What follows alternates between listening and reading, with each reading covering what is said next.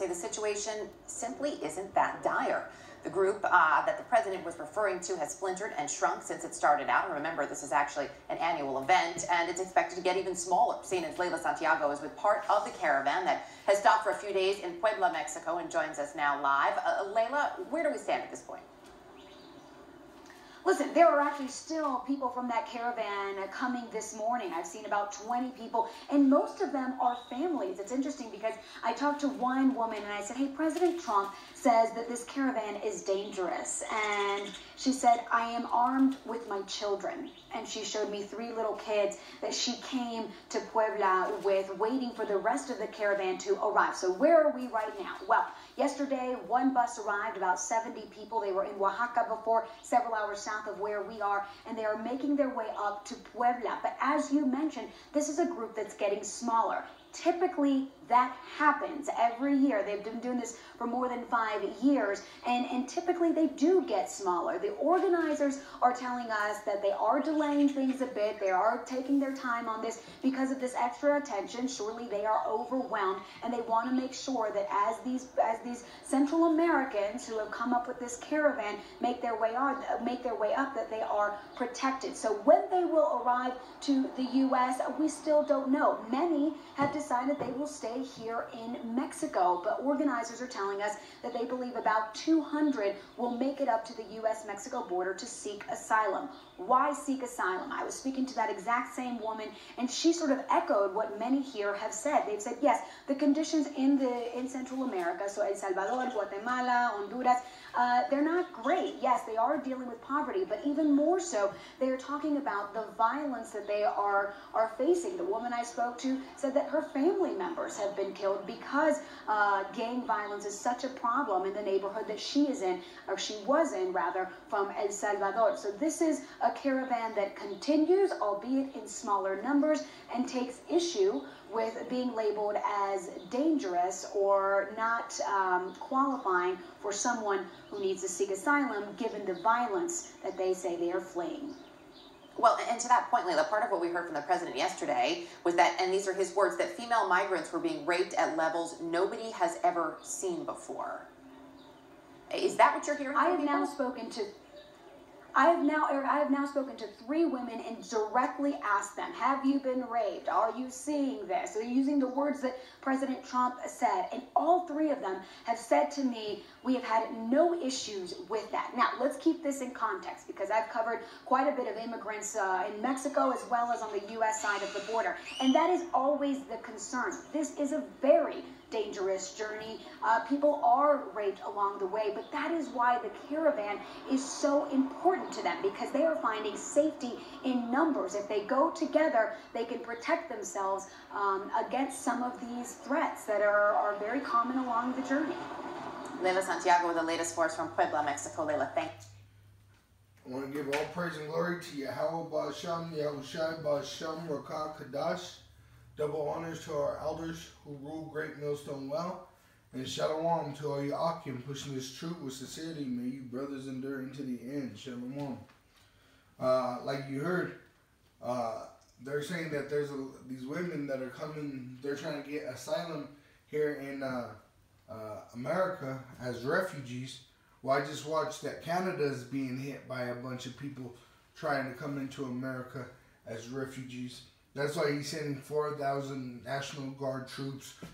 And then he's sending them 2,000 to 4,000 to the border, which is quite a bit. And they're supposedly they're there for this group of 20 people. All right. See, they tell you a bunch of mixed up stories, and they're trying to confuse you. They're telling you the truth, but then they're telling you lies at the same time. That's why their story don't make sense sometimes. But what it is they're putting out these National Guards on the border. They just put 4,000 more men just to rape these women. Because when the military takes over a place, that's what they do. You could talk to any military man. When they set up shop, the number one thing they do is they rape all the women in there. The women in the military, they said it's like up to 50% that the women in the military are raped every day. Right? So honestly, he's not doing nothing for nobody. He's making it worse. Okay? And with that national defense strategy, he's pretty much pushing it out that it's pretty much going to be martial law down there. Okay? It's really going to be a hectic time on Mexico's border. And rightfully so, because these people that are coming, they're just coming here to catch judgment anyway. That's what they're doing. Yeah, how about Shem Yahshai is bringing them here to pretty much catch judgment. Alright? But I want to get a script that this is how it is. This is a part of the sign that the end is here, is because these women are going to be raped like nobody's business, because they have no defense. They've been taught to be proud, to be taught that they could do it, but these women are gonna catch so much judgment. It's gonna be like the woman said. Trump said these women are getting raped like never seen before. This is Zechariah 14:1. Behold, the day of Yahweh cometh, and thy spoil shall be divided in the midst of thee. For I will gather all nations against Jerusalem to battle, and the city shall be taken, and the houses rifled, and the women ravished. Okay? Ravished means ripped, right? Ripped up. Pretty much you're going to get raped, you're going to get torn, your clothes are going to get torn off, your skin's going to get torn. Okay? So you women are about to get some mean judgment. And rightfully so, because you are some proud, hot-headed women. You know, the Lord has to humble you to bring you back into subjection. I was just watching when they had the Civil Rights Act, the women of Israel were connected to the men of Israel. Right? They still even have their natural hair. That means over one generation, what would you call them? They have a name for them. They call them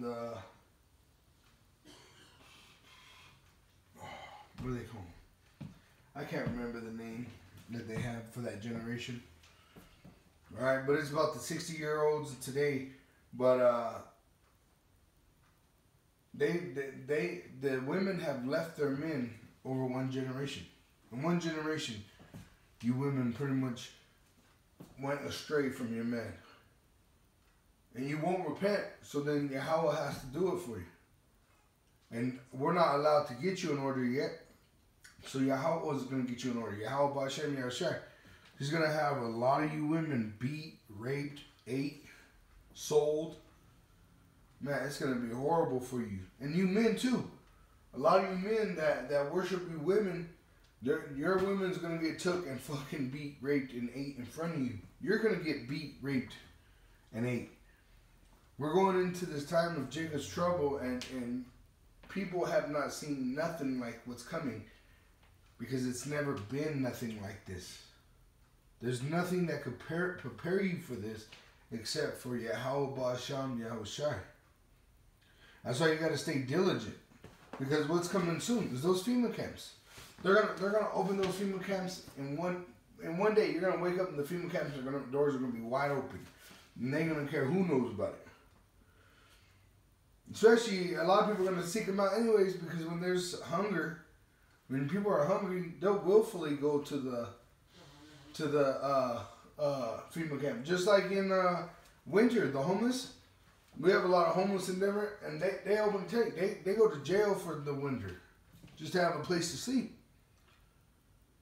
So when people are suffering and they got no food, no shelter, no water, no protection, they're just going to give themselves over to this system, to this beast, to whoever's there to take them.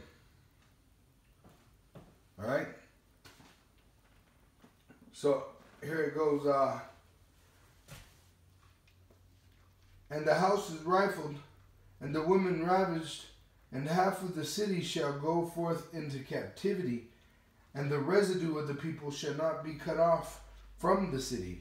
Then shall Yahweh go forth and fight against those nations, as when he fought in the day of battle. So all this has to come. The FEMA camps, the RFID chip being a mandatory implant, which it's being declared through that national defense strategy. Now they got troops on the borders, all right? So it's intensifying. I mean, in moments. There's last 2 days now, there's been breaking news repeatedly, all right? So with all this happening, don't be shocked if there's a terrorist attack, quite big one. You know, if you look down here, the Dow Jones, it's falling because of Trump's raise of the tariffs. So, you know, hey, our redemption draws nigh, brothers. Rejoice. You know, hearing this information makes me excited because I'm ready to get the fuck out of this bitch. I hate this place. Shalom.